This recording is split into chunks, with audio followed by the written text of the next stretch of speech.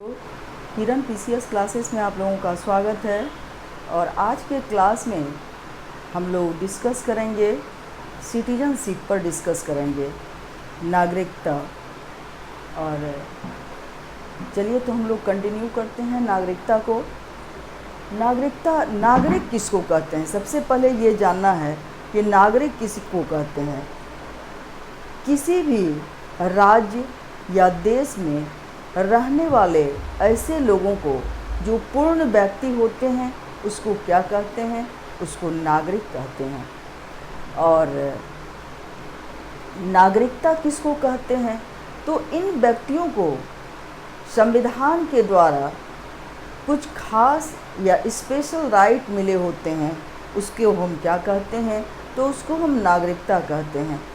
तो ऐसे लोगों को जिसको नागरिकता प्राप्त है उसको क्या क्या प्रोविज़न, क्या क्या चीज़ गवर्नमेंट के द्वारा या संविधान के द्वारा प्रोवाइड किया गया है। तो जैसे राशन कार्ड प्राप्त होना, उसके बाद पैन कार्ड मिलना, आधार कार्ड, ये तमाम जो बातें हैं वो उन लोगों के लिए हैं जो नागरिक हैं, और जो गैर नागरिक हैं उसे यह अधिकार नहीं दिया जाता है। तो नागरिकता का सबसे पहला वर्णन जो दिया गया है वह किसने दिया है? तो वह अरस्तु ने दिया है। नागरिक वर्ड को सबसे पहले जो कॉइन्स किया है वो किसने किया है? अरस्तु ने किया है, जिसको हम अरिस्टोटल भी कहते हैं। और जो सिकंदर महान के गुरु थे अरस्तु। तो नागरिक वर्ड जो है वह किस संविधान के किस पार्ट में है? या संविधान के पार्ट 2 में है। नागरिक वर्ड संविधान के पार्ट 2 में है। नागरिक वर्ड किस आर्टिकल में है? यह आर्टिकल जो है आर्टिकल 5 से 11 तक किसकी चर्चा की गई है? तो वह नागरिक की चर्चा की गई है, नागरिकता की चर्चा की गई है।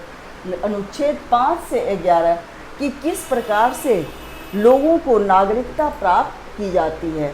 इसका सोर्सेस क्या है? इसका सोर्सेस है कहाँ से भारत में नागरिकता ली गई है। तो नागरिकता जो ली गई है वह ब्रिटेन से लिया गया है नागरिकता को। नागरिकता का नेचर कैसा है, इसकी कैसी प्रकृति है? तो यह सिंगल सिटीजनशिप है, एकल नागरिकता है। भारत के लोगों को जो नागरिकता प्राप्त है वह कैसी नागरिकता प्राप्त है? तो वह सिंगल सिटीजनशिप प्राप्त है, एकल नागरिकता। यानी कि उसे केवल और केवल कहाँ की नागरिकता प्राप्त है? तो संघ की नागरिकता प्राप्त है, राज्य की नागरिकता प्राप्त नहीं है। कहाँ से लिया गया है? ब्रिटेन से लिया गया है। किसने दिया है? अरस्तु ने दिया है। क्या खासियत है? तो राशन कार्ड, पैन कार्ड और आधार कार्ड ये नागरिकों को मिले हुए हैं। अब नागरिकता का जो अधिनियम है, नागरिकता अधिनियम कब पारित किया गया? तो नागरिकता अधिनियम पारित किया गया 1955 में पारित किया गया। नागरिकता अधिनियम के द्वारा नागरिकता जो अपनाई जाती है तो वह कितने प्रकार से नागरिकता अपनाई जाती है? तो नागरिकता अधिनियम के द्वारा नागरिकता जो एडॉप्ट किया जाता है, अपनाया जाता है, वह कितने प्रकार से? तो 5 प्रकार से किया जाता है। कौन कौन? तो बाय बर्थ, जन्म से नागरिकता। तो जन्म से कैसे नागरिकता मिलती है? सबसे पहले हम लोग देखेंगे कि जन्म से किस प्रकार लोगों को नागरिकता प्राप्त होती है। बाय बर्थ तो 26 जनवरी 1950 को, किस तिथि को? 26 जनवरी 1950 को। किस दिन हमारा संविधान जो है लागू हुआ? तो वह 26 जनवरी 1950 को।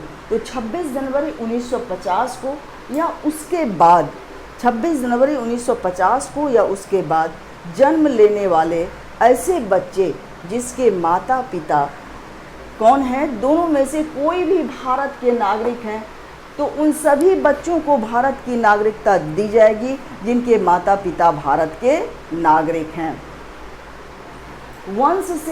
वंश में बाय डिसेंट, तो जन्म से कैसे, वंश से कैसे मिलेगी नागरिकता? तो विदेश में जन्म लेने वाले ऐसे बच्चे जिनके माता या पिता दोनों में से कोई एक, जिनके माता या पिता दोनों में से कोई एक भारतीय हो, उसके बच्चों को भारत की नागरिकता दी जाएगी। अब देखते हैं हम लोग रजिस्ट्रेशन के आधार पर। तो रजिस्ट्रेशन के आधार पर किस प्रकार नागरिकता दी जाती है?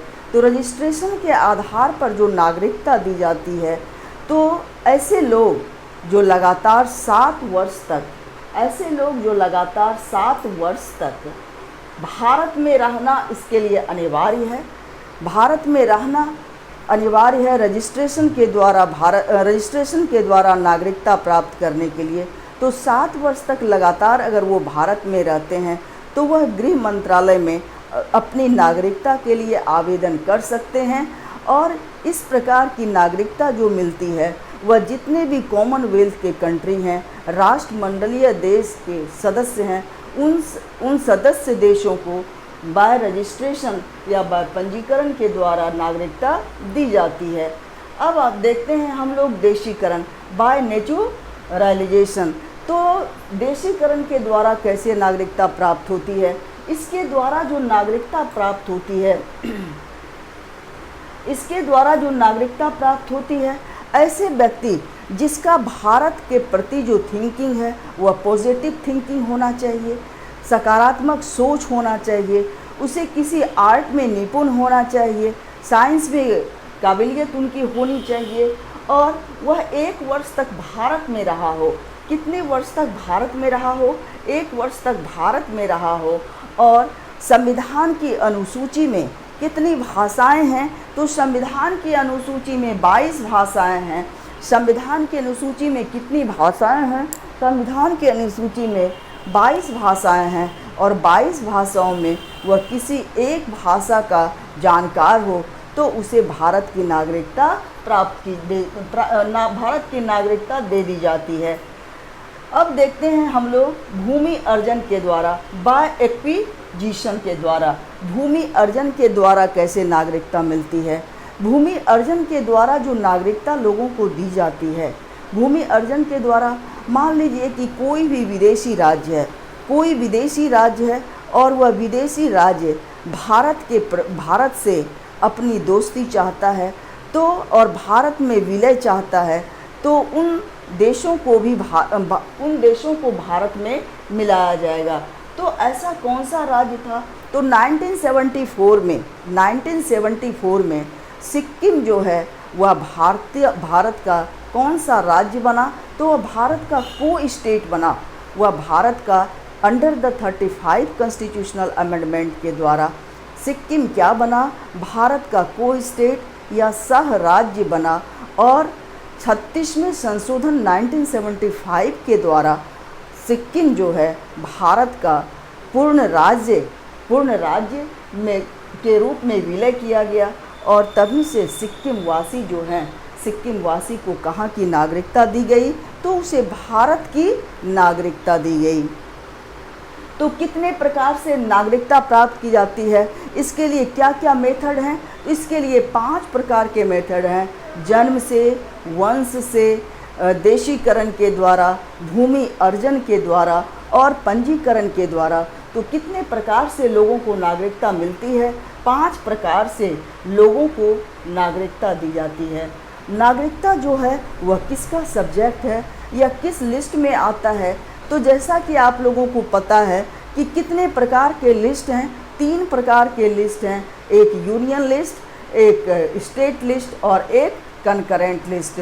तो नागरिकता जो है वह किसका सब्जेक्ट है? नागरिकता जो है वह संघ सूची का विषय है। तो नागरिकता देने की जो जिम्मेवारी है वह किसको है? तो पार्लियामेंट को है। और इसके लिए किस मिनिस्ट्री को जिम्मेवारी दी गई है? तो वह होम मिनिस्ट्री को दी गई है, यानी गृह मंत्रालय को दी गई है। अब है कि नागरिकता विदेशों में बसे भारतीय मूल के लोगों को किस कैटेगरी में बांटा गया है? तो इसको बांटा गया है, विदेशों में बसे 2-3 कैटेगरी में बांटा गया है। एक एनआरआई, एनआरआई किसको कहते हैं? यानी नॉन रेसिडेंट इंडियन। एनआरआई ऐसे लोग जो भारत से बाहर ऐसे लोग जो भारत से बाहर विदेशों में 6 महीने से अधिक घूमने के लिए, पढ़ाई करने के लिए या नौकरी करने के लिए गए हों, तो उन लोगों को कि भारत की नागरिकता बरकरार रहेगी और उसे हम क्या कहेंगे, तो उसे हम नॉन रेसिडेंट इंडियन कहेंगे। एक है ओवरसीज इंडियन, ओवरसीज नागरिकता, सिटीजनशिप। तो ओवरसीज का मतलब क्या हुआ? सीमा पार की नागरिकता। ऐसी नागरिकता किसको दी जाती है? तो बड़े बड़े जो कैपिटलिस्ट होते हैं, जो उद्योगपति होते हैं और वह विदेशों में बस जाते हैं, तो उन लोगों को इस प्रकार की नागरिकता दी जाती है। तो इसको कब जोड़ा गया ओवरसीज सिटीजनशिप को? इसको 2005 में लक्ष्मी मल सिंघवी कमेटी के रिकमेंडेशन पर इसको नागरिकता चैप्टर में जोड़ा गया। अब हम लोग देखते हैं कि CAA जो काफ़ी चर्चा में रहा, CAA किसको कहते हैं? तो CAA जो है इसका फुल फॉर्म है सिटीजन अमेंडमेंट एक्ट, यानी नागरिकता संशोधन अधिनियम। CAA citizenship amendment act. इसको कब पारित किया गया संविधान पार्लियामेंट में? तो 2019 में पारित किया गया। इसको भारत के संसद ने पारित किया। और यह क्यों पारित किया गया? तो पाकिस्तान, अफ़गानिस्तान और बांग्लादेश में रहने वाले कहाँ? तो पाकिस्तान में, बांग्लादेश में और अफ़गानिस्तान में रहने वाले उस माइनॉरिटी के लिए पारित किया गया। तो माइनॉरिटी में कौन कौन आते हैं? हिंदू, सिख, ईसाई, पारसी। हिंदू हुए, सिख हुए, ईसाई हुए, पारसी हुए और बौद्ध हुए, जैन हुए। तो ये जो धार्मिक प्रताड़ना के द्वारा, किसके प्रताड़ना के द्वारा?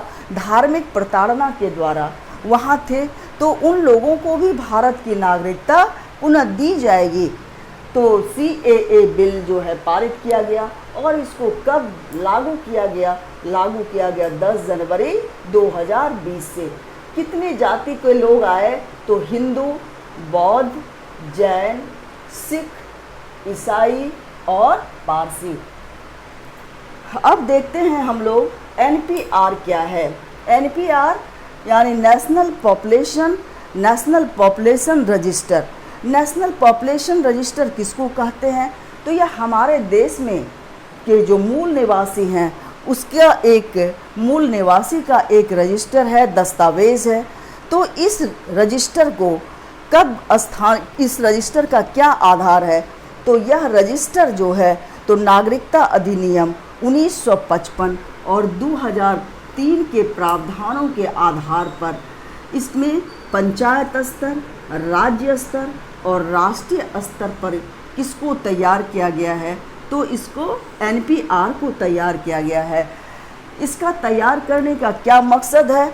तो इससे जनसंख्या का जनगणना करने में कि कितने लोग भारत में, कितने एक परिवार में कितने लोग हैं, कौन कहाँ रहते हैं, यह आंकड़ा प्राप्त करने के लिए क्या तैयार किया गया? तो NPR तैयार किया गया।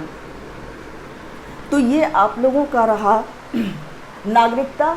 तो नागरिकता में हम लोगों ने क्या क्या देखे? नागरिकता जो है वह कितने आर्टिकल को कवर करता है? तो यह टोटल 7 आर्टिकल को कवर करता है। कितने आर्टिकल को कवर करता है नागरिकता? 7 आर्टिकल को कवर करता है। नागरिकता वर्ड को किसने दिया है? नागरिकता वर्ड को अरस्तु ने दिया है। किसने दिया है? अरस्तु ने। कितने आर्टिकल हैं? 5 से 11 7 आर्टिकल हैं। किस पार्ट में हैं? तो पार्ट 2 में हैं। इसका सोर्सेस क्या है? ब्रिटेन है। इसका सोर्सेस क्या है? तो ब्रिटेन है। ब्रिटेन से हम लिए हैं, भारत की नागरिकता को लिए हैं। नागरिकता अधिनियम जो है इसका नेचर कैसा है? एक सिंगल सिटीजनशिप है। यह नागरिकता में पहली बार अमेंड कब किया गया? तो 1955 के अधिनियम पर नागरिकता आधारित है। और इसमें पहली बार जो संशोधन किया गया है वह कब किया गया? 1986 में। तो इसमें आर्टिकल जो हैं 7 हैं। तो आर्टिकल 5 जो है, आर्टिकल 5 में क्या है कि आर्टिकल 5 में संविधान बनने के समय उन सभी लोगों को नागरिकता दी जाएगी जो भारत के अंदर थे, जो भारत के अंदर थे उन सभी लोगों को नागरिकता दी जाएगी। अनुच्छेद 6 में क्या है, तो संविधान बनने से पहले, संविधान बनने से पहले पाकिस्तान से जो लोग भारत आ गए उसको क्या की गई, उसे भारत की नागरिकता प्रदान कर दी गई। तो इसके लिए परमिट रूल को कब लागू किया गया, परमिट रूल को 19 जुलाई 1948 को लागू किया गया, इसको आप लोग याद रखेंगे। अनुच्छेद 7 में क्या है कि ऐसे लोग जो स्वतंत्रता के बाद पाकिस्तान चले गए हों, ऐसे लोग जो स्वतंत्रता के बाद पाकिस्तान चले गए हों और फिर संविधान बनने से पहले वह भारत लौट आए हो, तो उस व्यक्ति को भी भारत की नागरिकता प्रदान की जाएगी। अनुच्छेद 8 में क्या बताता है, तो अनुच्छेद 8 बताता है कि ऐसे लोग जो विदेश में घूमने के लिए, पढ़ाई करने के लिए, नौकरी करने के लिए गए हों, तो उन लोगों को भी भारत की नागरिकता बरकरार रहेगी, समाप्त नहीं की जाएगी। अनुच्छेद 9 में क्या है कि अगर ऐसा कोई भी व्यक्ति ऐसा कोई भी व्यक्ति जो दूसरे देशों की नागरिकता को ले लेता है तो उसकी भारत की नागरिकता स्वतः समाप्त हो जाएगी। अनुच्छेद 10 जो बताता है वह क्या बताता है कि कोई भी भारतीयों की नागरिकता तब तक बरकरार रहेगी जब तक उन्होंने संविधान का उल्लंघन नहीं किया हो, देश विरोधी कार्यों को नहीं किया हो या किसी भी प्रकार की आतंकवादी कार्रवाइयों में लिप्त नहीं हो, तो ऐसे नागरिकों की, ऐसे लोगों की नागरिकता बरकरार रहेगी। आर्टिकल 11 क्या है कि नागरिकता संबंधी कानून जो बनाती है वह कौन बनाती है, तो नागरिकता संबंधी कानून पार्लियामेंट बनाती है। नागरिकता संबंधी कानून कौन बनाती है, पार्लियामेंट बनाती है। और यह जिम्मेवारी किसकी है, तो यह जिम्मेवारी गृह मंत्रालय की है। तो आज के क्लास में हम लोगों ने देखा नागरिकता को, और कल के क्लास में हम लोग डिस्कस करेंगे फंडामेंटल राइट पर। और फंडामेंटल राइट में हम लोग देखेंगे, फंडामेंटल राइट 2 क्लास में पूरा होगा 2 क्लास में फंडामेंटल राइट पूरा होगा। तो नागरिकता से संबंधित जो भी बातें हैं आप लोग इसको याद रखें, और इसमें अगर कोई भी कमेंट हो तो कमेंट सेक्शन में इसको ज़रूर कमेंट करें, लाइक करें, सब्सक्राइब करें। धन्यवाद।